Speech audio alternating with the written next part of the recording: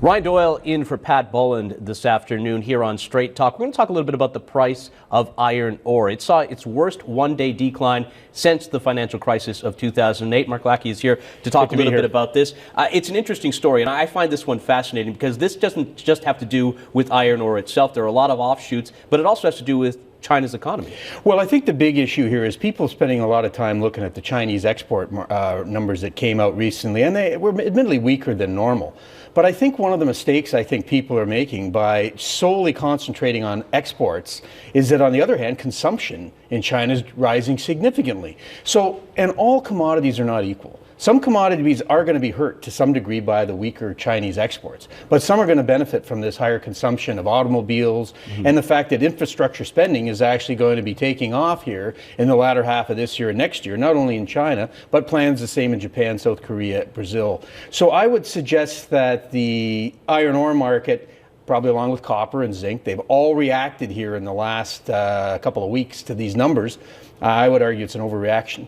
And if you start to look at the supply and demand issues, we would actually say that by the end of the year, iron ore is going to recover. But I should point out to people, there's a wide range of forecasts. People as low as $80 a metric ton on the low side, and up around 140 on the upside, and we're closer to the upside at 130. But it's interesting how the forecasts in the last month have really changed pretty dramatically across the board. Well, and some of the industry players basically were kind of taking this with a grain of salt. It sort of waters off a duck's back approach, no? Well, you know, I agree with you. I mean, Rio Tinto's kind of said, look, there's going to be volatility out there, but recognize that the basic premises are still in place. Let's look at the supply side. I mean, there are some issues in Australia these days, port facilities, and in West Africa, some of the projects have been pushed back that we're going to come in the next year or two. So if you look at the supply side, there's not some of the supply that some of the people who are negative upon iron ore prices and have been out there suggesting $80 or $85. That's a very unlikely scenario, I think, given that as well the supply side is not growing as quickly as they perceive.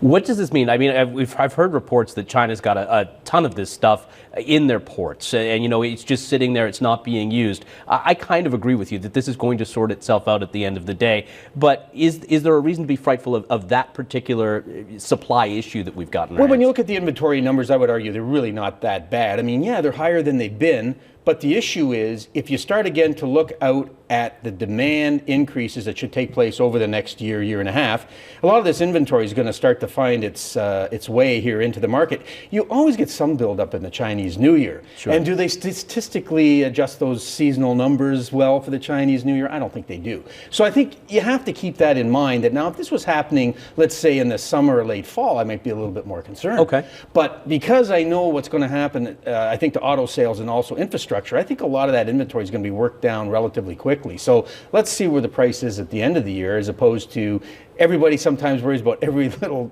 detail that comes out of China. Yeah, I've got to say, I'm impressed that you're not panicked on this issue. And obviously, that I'm going to guess that means you don't think it's going to have much of a trickle-down effect on other commodities like copper or oil. No, I mean, look, we have seen some weakness in some of these commodities, but I actually think now is the time people should be looking at this. It's March.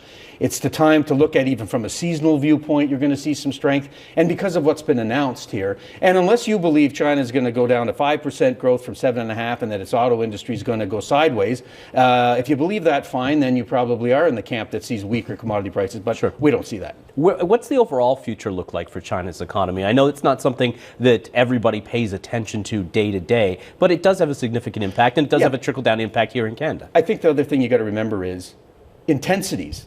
I think China grows at 7.5. Now somebody says, well, it's not 10 like it used to be. Yes, but what you have to look at is 20 million people moving to the cities every year means more demand for copper per GDP. So people have to get around their head here that 7.5 is still very strong. And if in fact your intensities for certain commodities are rising, you don't need 10%. As long as you got 7.5, you're actually going to have pretty good demand growth. And I think that's a point that's sometimes missed, because people sometimes think, well, 7.5 is 7.5. Yeah, it is a mature economy like Canada, but you got to understand there's a different situation in China. Iron ore, obviously, one of the biggest things that comes into steel when we talk about steel manufacturing.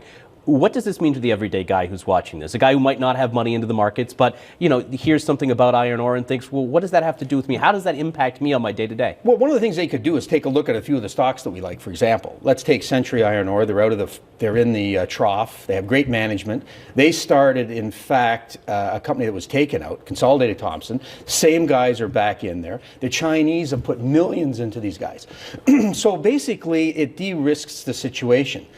So for the average investor who wants to at least look at how to play iron ore, there's one choice right there. And I'd say it's my top choice because of the partnerships and the management team that's there, plus the advantage of being in Quebec, low electricity prices, good infrastructure, and even something like the Panama Canal being deepened this year means bigger ships go through. Okay.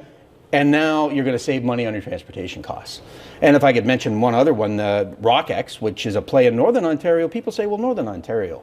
I mean, nobody buys iron ore from there anymore. Well, the mistake is that the U.S. is still the third biggest steel producer in the world. That sounds like iron ore snobbery, if you ask me. Well, it is. Yeah. And people say to me, well, they don't realize that Gary, Indiana, on Lake Michigan, one of the biggest steel producers in the world, there's still demand for iron ore. And there's actually Brazilian iron ore getting in there. Now, we think the Brazilians will end up exiting the North American market because their own steel industry is so strong. So there's an opportunity for a company like Rockex sitting up very close to Thunder Bay, Ontario. Yeah, they're not going to ship to China, but they've got a real opportunity down the road to go to Gary, Indiana. Yet the market looks at this and says, oh, we don't think there's a hope for Northern Ontario iron ore producers. Well, they haven't looked long and hard at really the fundamentals of the situation. Really good insight. We appreciate this.